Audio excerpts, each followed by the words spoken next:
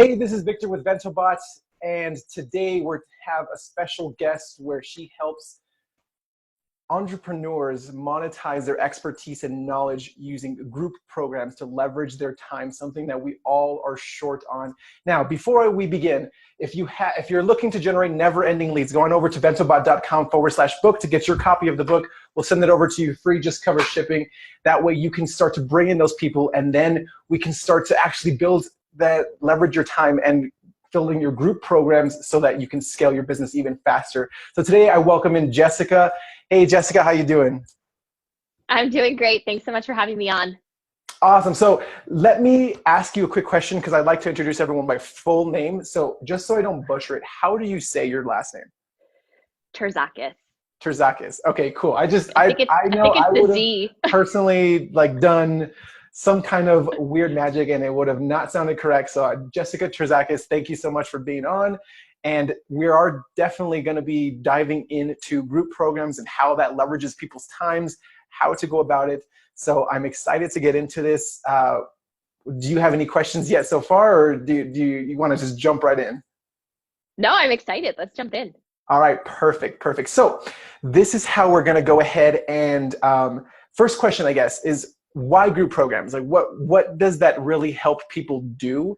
In my experience, I've started a lot of things in the past and then not ended them. I know a lot of people kind of in that kind of, what do they call themselves? Like ADD. They're like, I start this, start that, and then they might not finish it. So that's one I feel is a big objection for a lot of people. Like, do I really need one? Mm-hmm. Well, yeah. So I think you're asking two really good questions. Why group programs, and do I even really need one? And so here's how I got to group programs. I work with lots of coaches and consultants who they get to that point where their calendar's full and then they get on the hamster wheel of like going from one-on-one client to the next. And when they are looking for that next step, the marketing has told them, Victor, I need an online course. That's what I need to grow this business. Do you know, I'm sure you know this marketing. Oh yeah. And yeah. So what I learned from that, I actually first started primarily building online courses for people. And I realized a few things. One, they're far more complicated than we think to build, just from a tech component standpoint, from a content creation standpoint. And, you need you need some savviness with your marketing.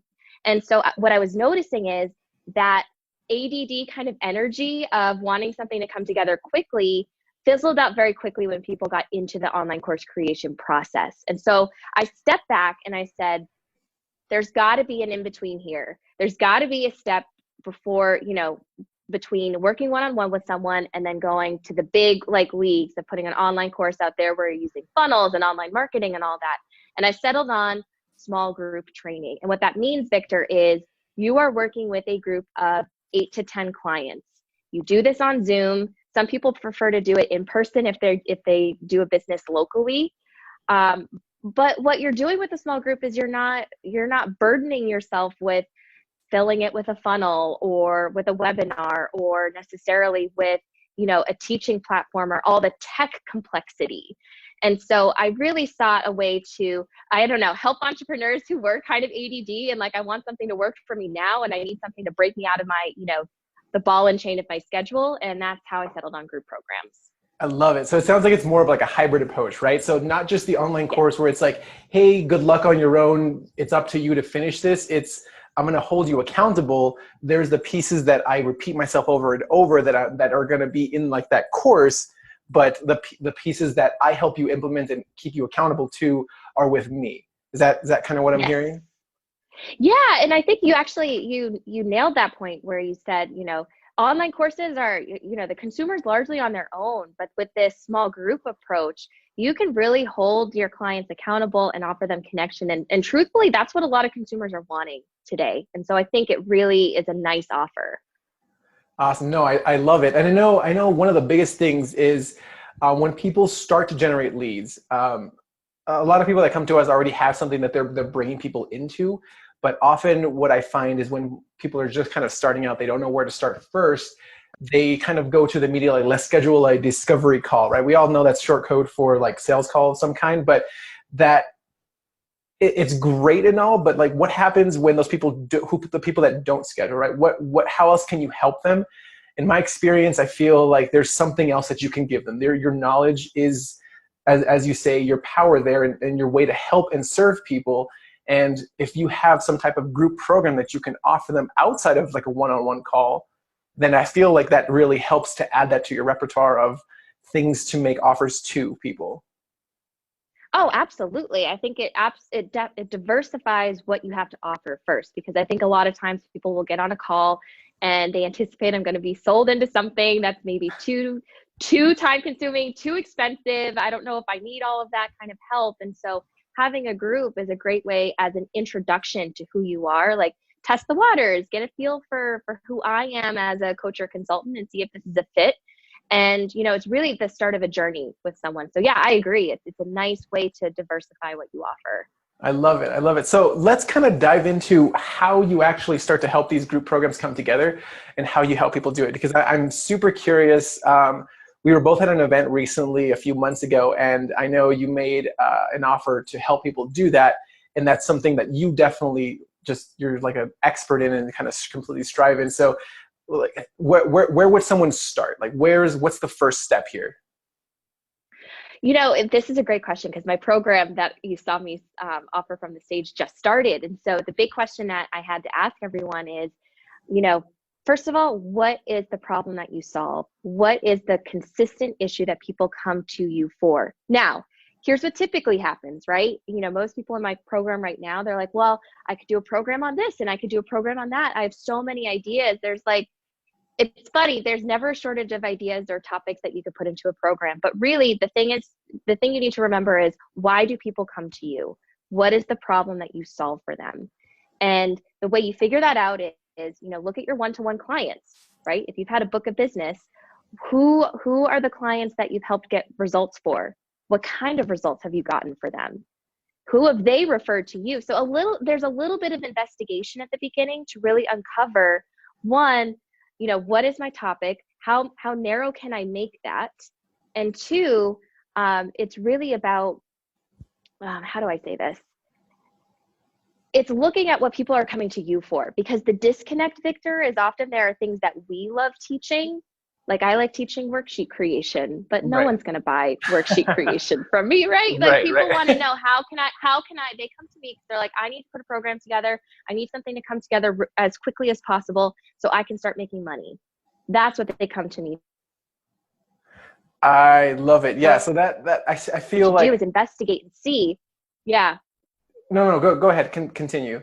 Oh, I was just saying, I think a lot of times, we put programs together from our perspective when we have to look at what are people coming to me for? What are they saying to me? And when I look at my clients that I have, help them achieve results, what results have those been? Because that's where your program idea comes from. Yeah. No, I absolutely love that, because I know for us specifically, a lot of people, they're looking to add another way to bring in predictable leads, right? Most of the people that like coaches and consultants that come to us are already generating leads of their own, whether it be organically or they're doing some form of paid traffic or some form of, in your instance, from what I've seen, it's more of like a sponsorship speaking, right? Which is a great avenue, the fastest connection, in my opinion, over online. However, you need like a variety of ways to always fill your pipeline. And that's when they come to us. They're looking for an additional way to kind of predictably bring that in. And so it seems like, if we were to just use me as an example for a second, I guess I can, since my podcast, I'll just be selfish here. So it'll be like, for us, we would look at the different ways to bring people in, either organic online or paid traffic online. So it sounds like a mixture of there would probably be where I would start if I were looking to create a group program myself. Yeah, absolutely. I'll give you another example. I have a parenting coach in my program. And so there's so much you can tackle if you're a parenting coach. And so I said, go back into because she does some clinical work too. So I said, go back into your notes and see what are the complaints that people have given to you about their situation. That is with, the relationship with their child. And the most consistent thing was that the child wouldn't listen. And I said, look, if you could just help the parents get their kids to listen, like that is a great program, because you're teaching, communication, you're improving the relationship, you're improving in some ways the relationship between the spouses, right? So Yeah. that could be like one program that you create. Another example, I was talking to someone yesterday who just joined my program, and she said, well, I'm a counselor, I'm a therapist that's looking to become more of a coach. And I love helping people with like confidence and self-awareness. And I was like, that's way too big. Oh yeah, I said, absolutely. what is the one consistent thing that people come to you for? And she said, well, it's to improve their marriage. And I said, There well, you that's your go. starting point. Yep. That's your starting point. Yep. I love it. The specifics, I'm going to go back and afterwards ask you about this information for that parenting coaching. I'm over here like, oh, get my kids to listen. Huh? That's always a fun thing, and like an ear perked up and everything like that. So, but that's And see, that was compelling. yeah. No, I absolutely love it. So where do you see most people get stuck, I guess, when they start? Because I feel like this is one of the first getting like sticking points is like, I can do so much. So getting very specific, starting for example, like for us, it was like, we generate leads, great, but how, right? It could be more specific on the organic side, like how you create content to create leads. That could be more of the group program, it sounds like. Or if we get even more specific, it'd be how to use Facebook ads or messenger chatbots or whatever that looks like to generate leads. But it's not just generate leads in overall as a bubble, right? Right. Yeah, I would say, the first thing is,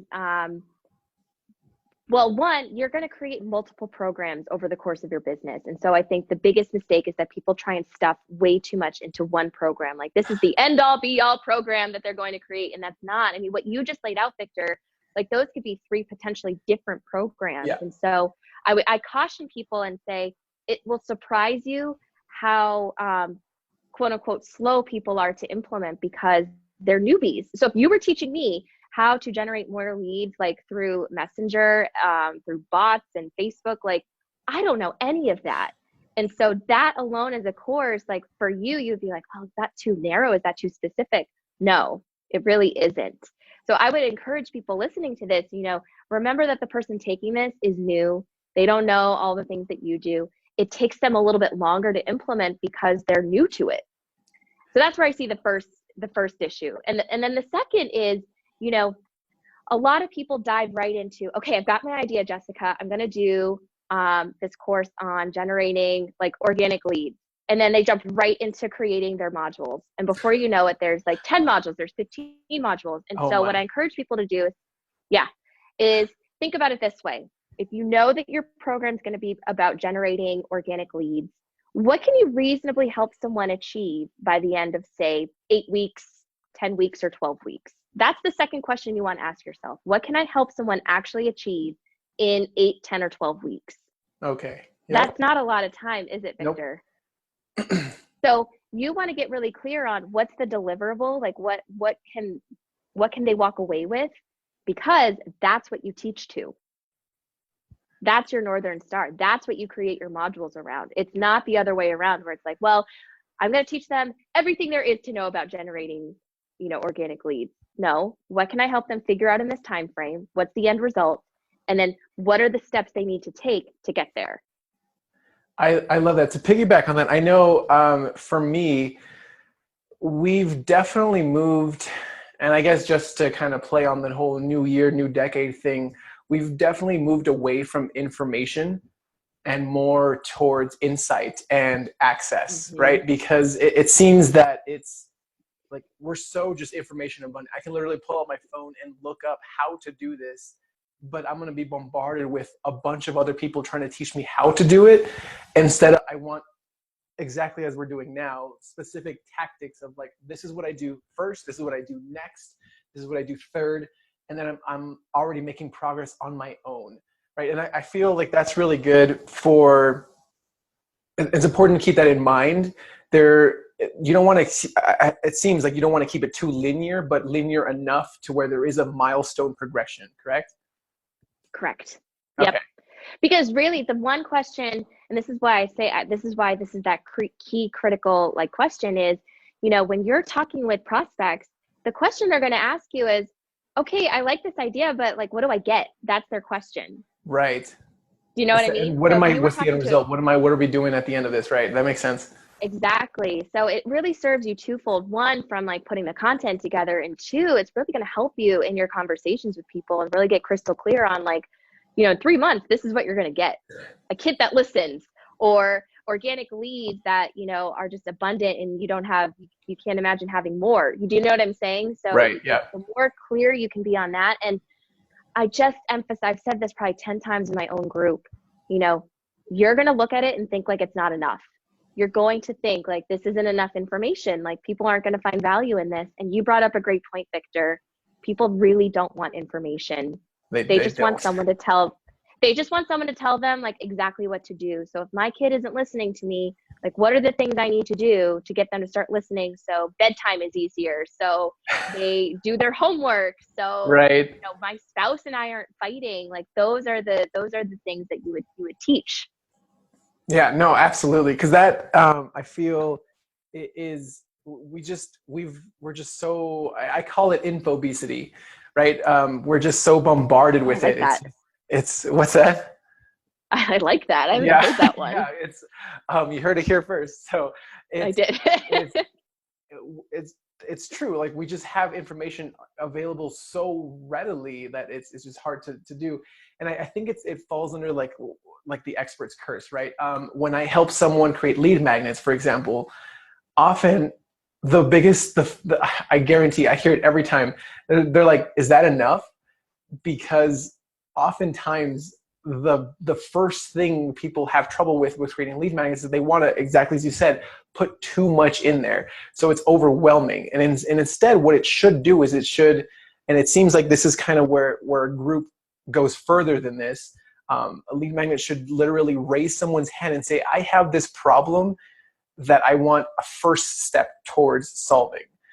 And the group seems to be right past that. Like once they have that first step, what comes next?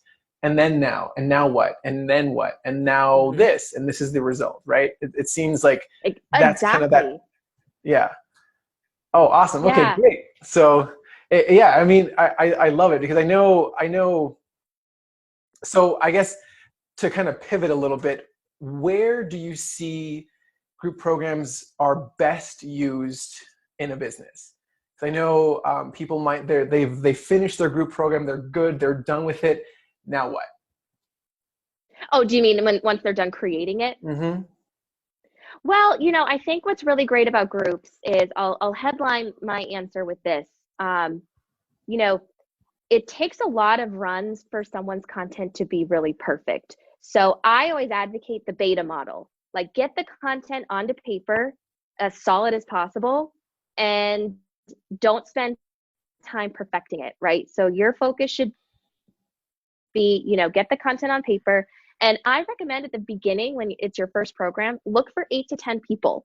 So you're starting, like when I say small, I literally mean small. So these are past clients. These are current clients. These are, hot leads. It could have been someone that, you got on a sales call. They weren't ready for your one-to-one for timing or for investment. Like they are perfect. Like I filled my own little beta by going back to people who are like, I don't have the financial means to pay for your one-on-one services, Jessica, but keep me in mind for something else. I put them in my group.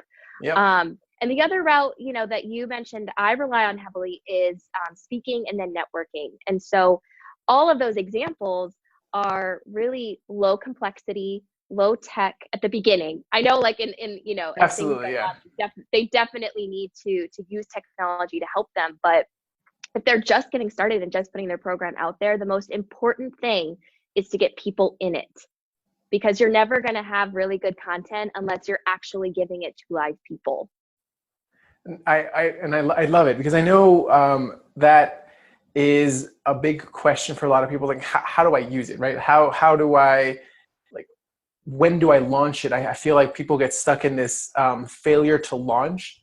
I know I meet with somebody weekly. We have like a 30-minute chat, another colleague, and she's personally created a program for herself as well. And she's been stuck in beta for the past 3 months now.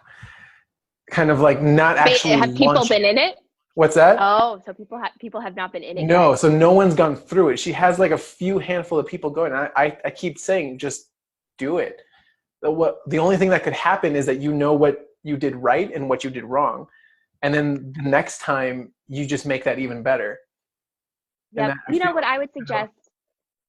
Yeah, I think, what I'm recommending, so I have a group starting right now, Victor, beginning of January. It's going to end at the end of March, and I said, once you have your program idea and you've figured out your outcome, I said the next thing that you have to commit to yourself and commit to your business is your launch date. I recommend giving yourself and some of it is I realize there's fear, right? It's something new.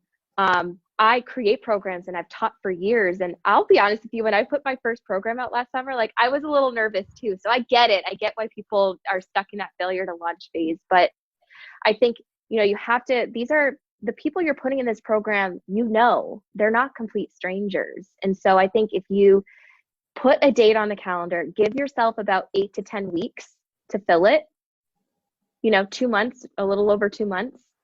And then you just use those 5 routes that I talked about: past clients, current clients, hot leads, warm leads, speaking and networking. And you go through that. Now, it's not, and this is kind of where some people just want to put a post on social media and hope that their group gets filled. You have to put a little work into filling it at the beginning, and then you can leverage technology to your advantage as you go through. But I think some of it is you have to push through the fear and realize that this will do something great for your business, but you've got to get people in it. And so commit to a launch date as you start creating the program. Otherwise, if you don't have a date in mind and you're in creation mode, it just gets pushed. The can gets kicked, Yeah, no, I completely get that. I know for myself, last year, I wanted to run, I was running challenges for clients left and right.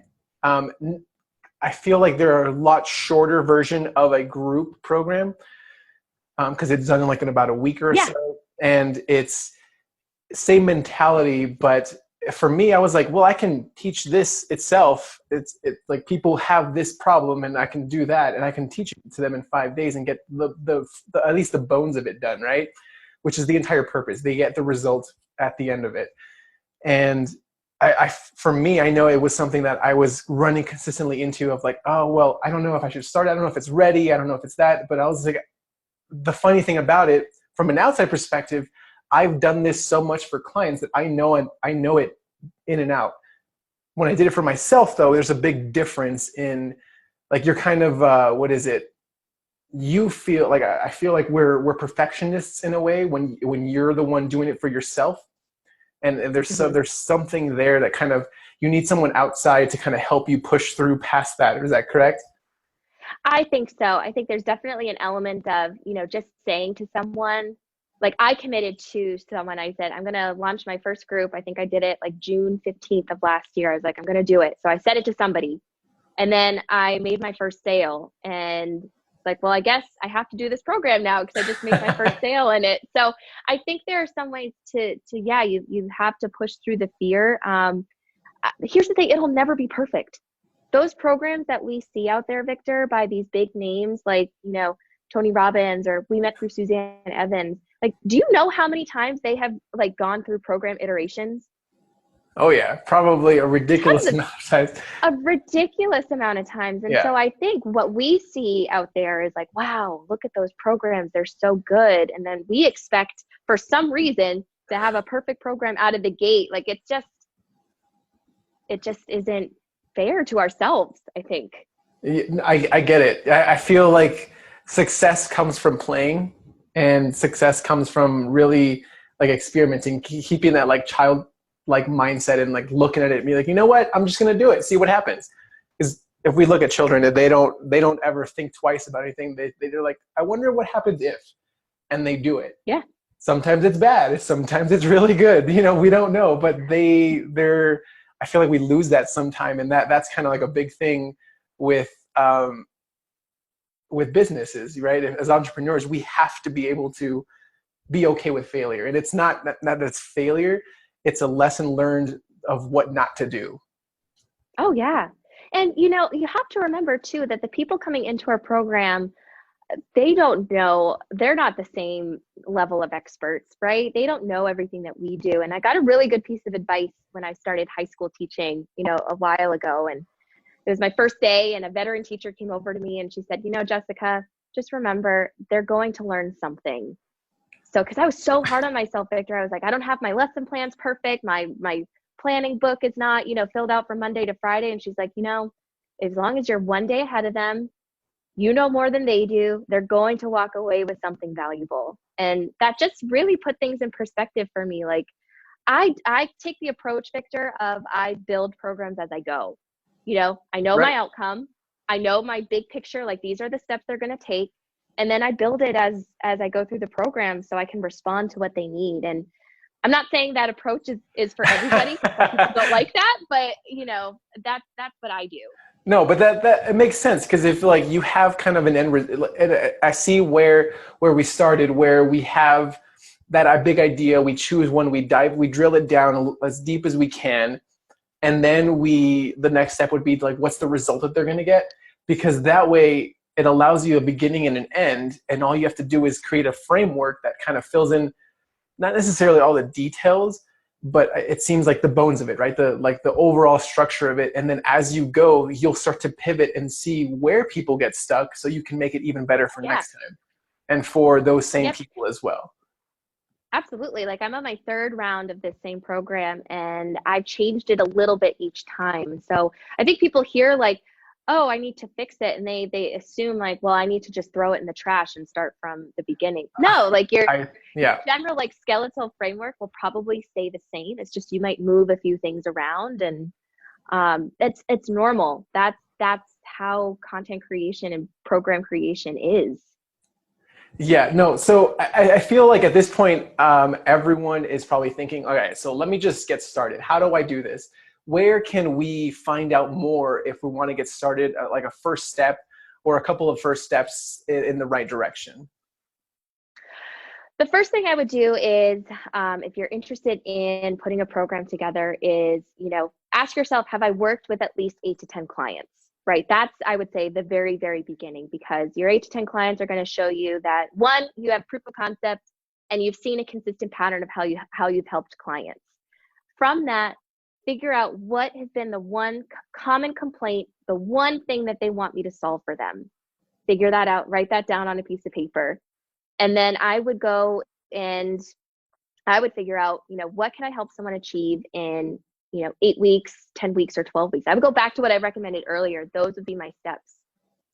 Yep, makes sense. All right, so I know you have something for us to be able, if we want to get started faster. I like to implement really fast, so I know a lot of my audience likes to do the same. So where can we go if we want to get started very quickly? Sure. I have a guide. It's sort of my 5 steps for, like you said, quickly putting a group program together. It covers everything from what technology should I use, how much should I charge, how many people should I bring in, all of that stuff. And I'll share the link with you, Victor. I don't know it off the top of my head, but you can download that. It's a PDF. It's all sort of the fast hacks that I've used, that some of my clients have used, and I'm excited to share it with you guys. Awesome. Fantastic. Well, thank you so much for coming today. And I know we've got a lot of insight already. A couple of first, I think there was like definitely 3 steps I know that I can think of off the top of my head to start doing, right? Find your idea, drill it down as deep as you can, find out what the end result is of what you can help someone with in 8 to 10 weeks, and then really start building it as you go to start helping them as best you can to get that end result, whatever it takes really in that time frame, 8, 10, or 12 weeks. Yes. And don't get stuck behind your computer. Don't try and build a webinar. Don't go there. Not yet. Not yeah, yet. You're not there yet. If you're building this out, you want to do it. In my experience, the fastest way I've done it is a couple of posts, emails, and like messenger interactions with people, and that lead to some kind of Facebook group, and using Zoom, similar to how we're doing it. Like that's the fastest way, lowest technology barrier to do anything like that. Yep, that's exactly what I recommend too. Awesome, fantastic. So to fill those group programs and courses when you guys are actually have them completed, going over to bentobot.com/book to know how to generate never-ending leads, the same process we take our private clients through to generate never-ending leads. And that will allow you to fill in those group programs so that you can scale your business even faster and leverage your time even more. So thank you again, Jessica, for coming on today. I look forward to talking to you soon. Thanks so much.